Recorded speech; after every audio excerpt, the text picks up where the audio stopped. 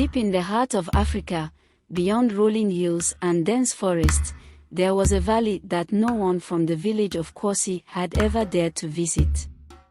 It was said that this valley, known as Sikuku, was unreachable, hidden behind towering cliffs and surrounded by dense vegetation. The elders in the village told tales about the valley, not of danger or monsters, but simply that it was a place where people should not go, as it was not meant for us. Life in Kwasi was peaceful. The people lived in harmony with the land, growing their crops, fishing in the nearby river, and raising families. Among the villagers was a family of 4, Baba, a tall, strong man known for his wisdom, his wife, Mama Zola, with her kind, sharp eyes that miss nothing, and their 2 children, 11-year-old Kofi and 8-year-old Amora. Kofi had short, curly hair and loved to play with his wooden carvings, which he made with the small knife Baba had gifted him. Amora, on the other hand, was full of energy and laughter, always singing and running through the village in her bright blue dress, with long braids bouncing behind her. One evening, as the family gathered around the fire to eat, Baba spoke up. "I've been hearing more about this valley," he said, stroking his beard thoughtfully. "They say it's the most beautiful."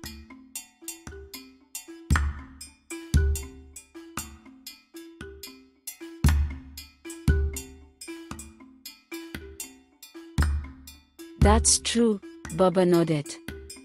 "But I've been thinking, why not go? It could be a good adventure. The children would love it, and we can bring back stories to share." Kofi's eyes lit up at the thought of an adventure, and even Amora stopped her singing for a moment to listen. "Baba, can we really go?" Kofi asked excitedly. Mama Zola smiled softly, shaking her head. "Always the explorer, just like your father." After some discussion, the family decided they would make the journey. It would be a great escape from the everyday routine, and they were eager to see what secrets Sikuku held.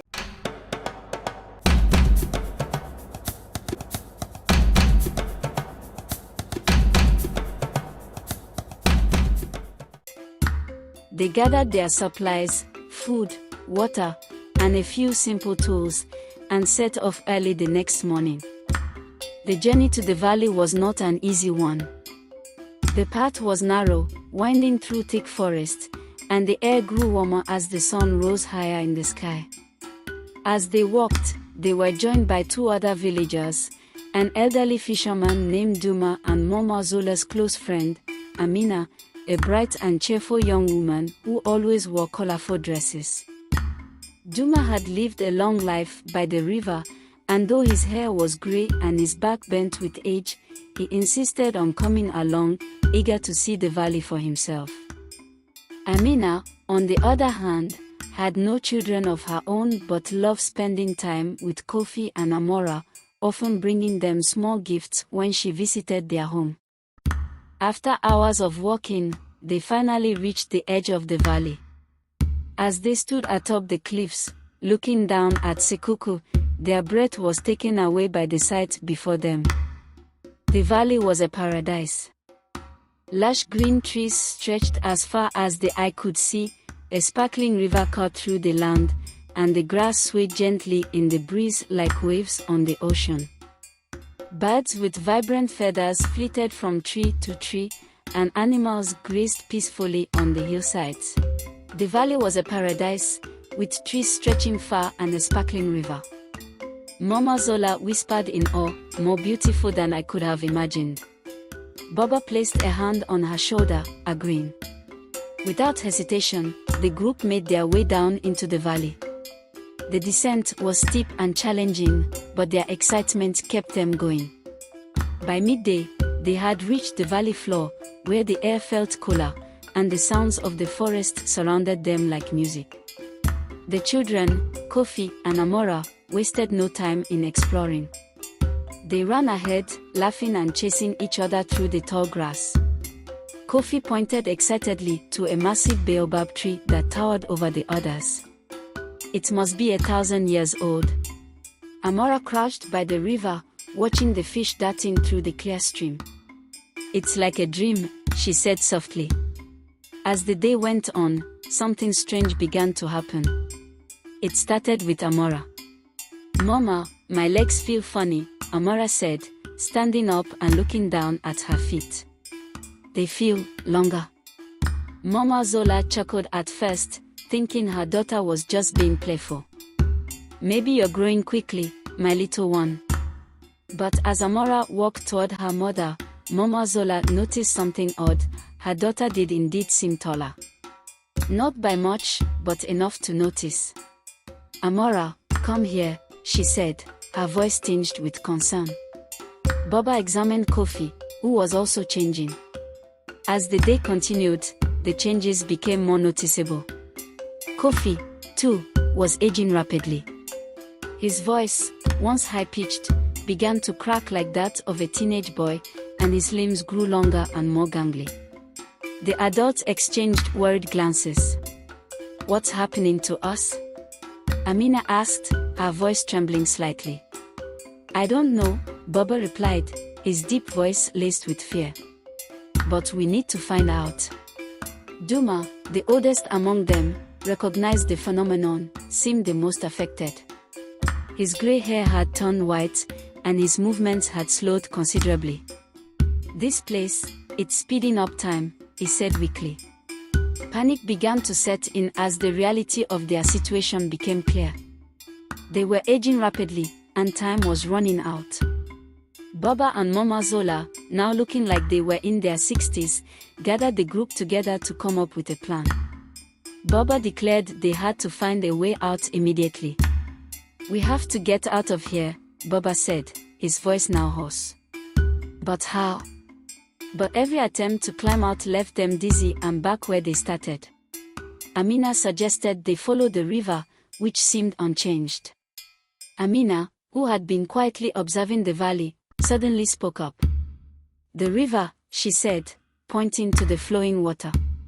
She said it's the only thing that hasn't changed. "The fish in the river aren't aging like we are. Maybe the water is our way out." The group looked at the river, hope flickering in their hearts. "If we follow the river upstream, it might lead us out of the valley." The group gathered their things and set off along the river. But the journey was not easy. The path was narrow and rocky, and the group, now older and weaker, struggled to keep up. Kofi, now appearing to be in his 20s, helped Amora, who was nearly as tall as him, while Baba and Mama Zola leaned on each other for support. As they walked, the sun began to set, casting long shadows across the valley. Their bodies, now aged far beyond their years, ached with every step. Duma, who had lived a long and full life, finally collapsed by the riverbank, unable to go any further. I can't go on," he whispered, breath shallow. Baba knelt beside him, his eyes filled with sorrow. "We'll come back for you, old friend," he promised, though he knew the truth. Time was slipping away too fast. With heavy hearts, they continued along the river. The cliffs on either side of the valley seemed to loom higher and higher, but Amina's instincts were right. As they neared the river's mouth, hope flickered in their hearts. They found a small opening between the rocks, just large enough for them to crawl through. One by one, they squeezed through the narrow gap, their hands scraping against the cold stone. When they emerged, they collapsed onto the soft grass, gasping for breath. The sun was setting behind the mountains, casting a warm golden glow over the landscape. But as they caught their breath, they noticed something miraculous: the rapid aging had stopped. Time, which had moved so quickly in the valley, had returned to normal. Baba and Mama Zola, though older, still held hands, their love for each other stronger than ever. Kofi and Amora, now young adults, hugged their parents tightly, grateful to have escaped the valley's strange grip. Amina smiled weakly, looking at the group. "We made it," she said softly, filled with gratitude. But the valley of Sikuku remained behind them, a place where time flowed differently, a reminder of how precious every moment truly is. They returned to the village of Kwasi, sharing their story with the elders and warning the others never to venture into the valley again. And from that day forward, the people of Kwasi learned a valuable lesson. Time is a gift, and every second should be cherished. The adventure in the valley had aged them, but it had also taught them to live fully, to love deeply, and to treasure each fleeting moment. The tale of Sikuku became a story passed down through generations, not as one of magic or monsters, but as a reminder of life's greatest challenge, time itself.